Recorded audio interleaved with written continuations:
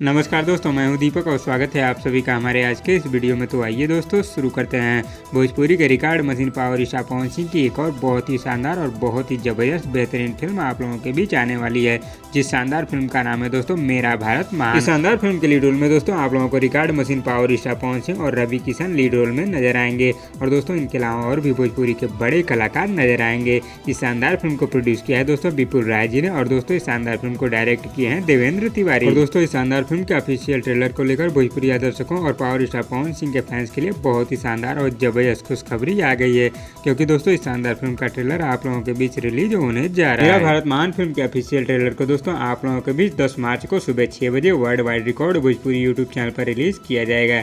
जी हाँ दोस्तों, इस शानदार फिल्म के ऑफिशियल ट्रेलर को आप लोगों के बीच 10 मार्च को सुबह 6 बजे world wide record Bhojpuri YouTube channel पर रिलीज कर दिया जाएगा। तो दोस्तों कौन कौन भाई लोग पावर स्टार पवन सिंह की शानदार फिल्म के ऑफिशियल ट्रेलर का इंतजार कर रहे थे, हमें नीचे कमेंट बॉक्स में जरूर बताइएगा। और वीडियो पसंद आए तो लाइक करिए और इसी तरह की चटपटी खबरों की डेली अपडेट के लिए हमारे यूट्यूब चैनल को भी सब्सक्राइब कर लीजिए। धन्यवाद दोस्तों।